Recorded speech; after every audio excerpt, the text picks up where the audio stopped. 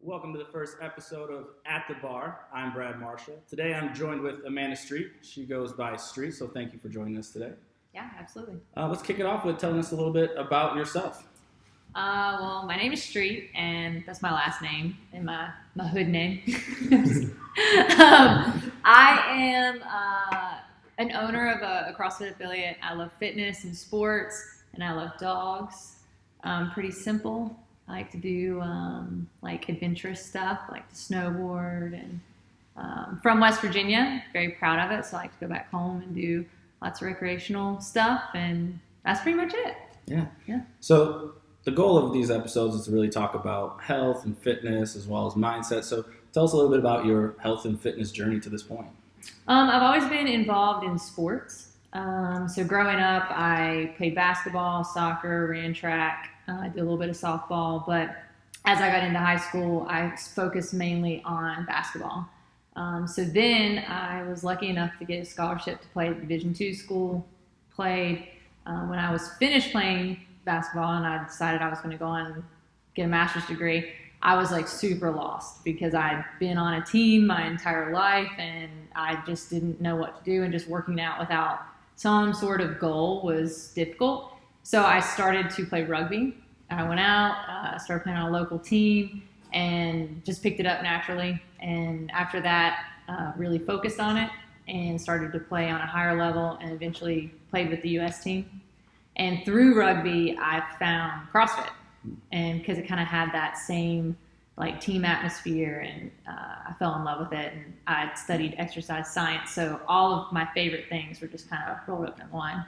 And I just hung with it. Yeah. Mm-hmm. So when you think about the different stages of playing sports to rugby to CrossFit, did your idea or how you think about health and fitness change along that timeline? Absolutely. Yeah. Well, as a basketball player, I was really just kind of focused on more of the skill. You know, like I would spend a lot of my time working on ball handling, and that was what many of my workouts included. Like it would be like, oh, you know, you do some bench press, whatever, and then like a ball handling drill. And so when I switched over and I started to play rugby, which was more of this like endurance effort, I was like, what do I need to eat? Like I'm going to have to fuel for games, I'm going to have to fuel for training. And a lot of things changed for me, like sleeping more, just taking care of my body, stretching. As a basketball player, I don't think I stretched at all. If I did anything, it was like leg swings before and then, okay, I'm going to go play a game. And I'm sure some of that just comes with age too. But rugby was a sport that was so challenging and so physically demanding that if you didn't take care of yourself, it was very noticeable. So I changed, got a little smarter, started to take care of myself more.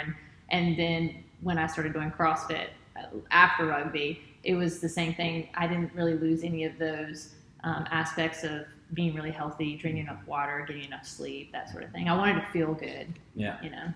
And having a background in exercise science and owning a gym and helping athletes there, when you think about health and fitness, how would you define it, or what does that mean to you, especially as you work with other folks and helping them along their health and fitness journey? Health and fitness to me is really like being able to live your life. See like how you want to live it, right? Not being impeded by not having enough strength or not having enough endurance to do something. And that to me is health and fitness, and just taking care of yourself and saying like, if you want to be able to take a trip, and let's just say, you know, you've got to walk a lot. I mean, a lot of people say, man, Disney World is a good example. Mm-hmm. I like walked 13 miles at Disney World. Well, if you were someone who was not in shape, would you be able to take that trip, right? And when people ask me to go do something, like if somebody says, let's go whitewater rafting, or let's go hiking, let's go biking, something like that, a lot of people would have to say no. They'd be like, oh man, I don't want to do that, or I don't think I can do that. And you miss out on so many opportunities. Not only that, health and fitness is just your ability to prepare for something bad, right? Like, let's say, unfortunately, you maybe get in a car accident or you get sick or something like that. The more primed and healthy your body is, the more likely you are to survive that sort of event and then recover from it faster. So to me, health and fitness is like, how can we be the best human that we can be? Interesting. I like how you mentioned that as really just for life in general, because I think sometimes when people see CrossFit or what's going on in the gyms here, they see weights moving around, people crawling on the floor, and it's like that's their idea of health and fitness is like, are you dead after a workout? But your definition seems to be a little different than that, which is interesting. Yeah. How does that come out here at the gym that you own? Well, first off, we don't let anyone crawl on the floor. We don't let them lay down. And that's been something that's very important to me. I have a few reasons why I don't allow that. One is if something is actually wrong, I would like to know it. So if everyone always looks like they're dying on the floor and one day somebody is actually having an issue, I want to know it and be able to react to it very fast. The other reasons would be it's basically saying that you're justifying this workout by collapsing on the floor, right? And it can't always be that cut and dry. Like if we are pushing the limits, the workout's done, you should still be able to walk. You should still be able to get yourself out of the room or not lay flat on your back. And it sends the right message that you are able to handle this, that you are tough, that you have done this before, and you're not just like surrendering to this workout or justifying your hard work by flopping around on the ground. The other thing is that I don't like to send a message to anybody that I've been like killed by something. Yeah. Right. And I think that comes from rugby. Yeah. You know, if you look across at your opponent and their hands are on their knees and their head is down, like that just sent me the message that I'm going to own you now. You know, so like no matter how tired I am or whatever, I still want to be like upright and like I'm here, I'm good, like we're good. And I want everyone to feel that way and feel confident in the workout and know that they don't have to lay on the ground.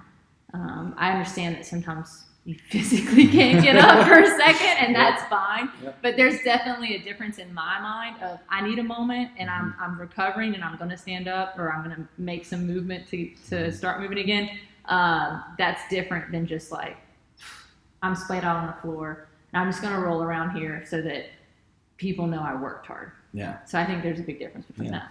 Something I heard you say there is talking about this idea of resilience and overcoming challenge and having some level of confidence. And I think it's interesting when you look at how impactful health and fitness can be on one's mindset and the way they take that, not just in the gym, but outside of the gym. So maybe walk us through a little bit of how has your time and your journey going through sports and working through different types of exercises impacted your mindset in terms of like your confidence, your ability to bounce back, things like that? It's been huge. I mean, even just like growing up, I remember not being very confident, and really being concerned about what people thought of me, or maybe what I was wearing, what my hairstyle was like, what I look like. And I think everybody goes through that, obviously. But sports gave me something to work at and be good at. And it gave me challenges to actually be successful. So when I started to have some success, I felt like I was capable or that I could do other things. Even just stuff related to school or work. I remember being in grad school and having like a really tough semester. And also during that same semester, I was having to go train for the U.S. team. And there was 2 like really big events. And I remember thinking to myself, I don't know if I can do this. I don't know if I can do both things at once. And I did it. And after that, I was like, I feel like I can do just about anything. And this was like taking, 5-hour trips to DC to practice with a team, coming right back to Raleigh to take a huge test. And I was like, if I can do this, I can do anything. And I remember my first CrossFit competition. I was super nervous, and I was like, oh, I don't think I can do this. And somebody said, well, you know what, Street? At least no one's trying to tackle you right now. Like, you're just doing fitness, and you're not going to be tackled. And I thought, oh, that's so true. Like, I don't have to worry about that. Like, I just got to go. And I think for your mindset, like, when you do difficult things, other things that come at you, you're like, I've done this before. I've been in these situations, and I can take pieces from those other situations and make this one better.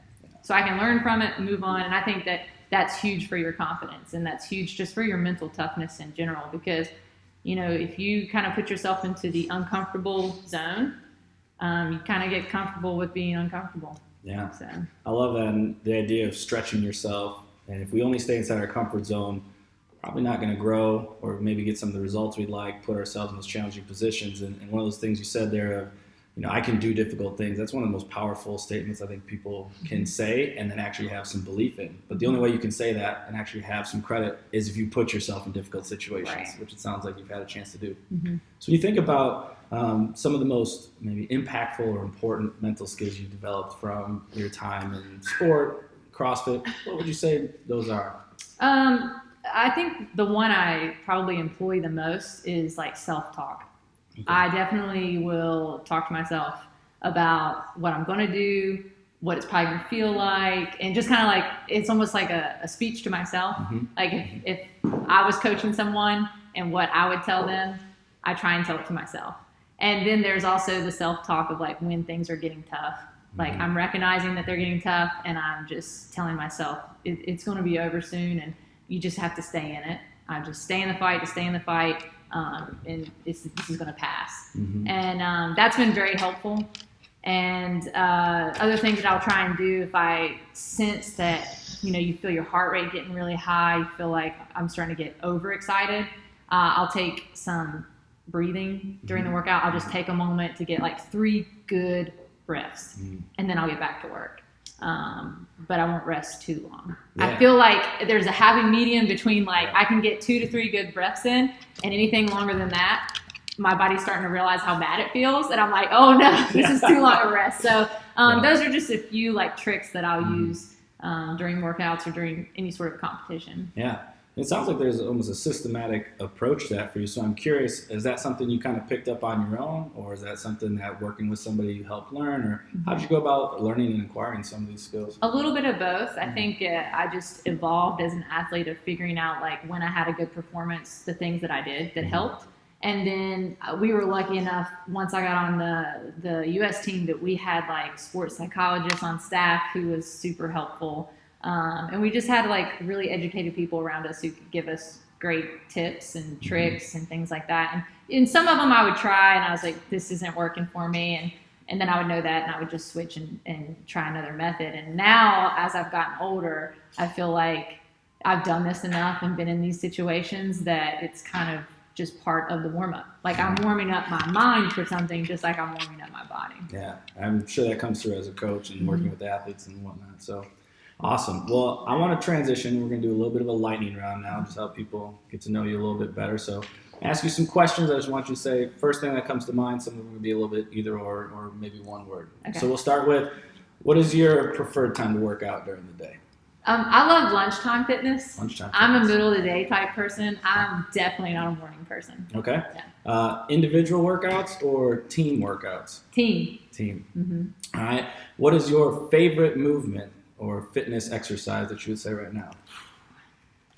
I love toes to bar. Toes to bar. Mm-hmm. Okay. So that's where we're hanging from a rig and bringing our feet all the way up to the bar. Yeah. Nice. And then we'll finish it with this. If there's one thing you could say, whether it's a form of encouragement or something to somebody who's maybe interested in improving their health and fitness or working on their mindset, what would be something you might share with them? That there's no wrong way. You just got to start. Everyone's going to be different. You can read 1,000 things on the internet. You can listen to 1,000 people talk.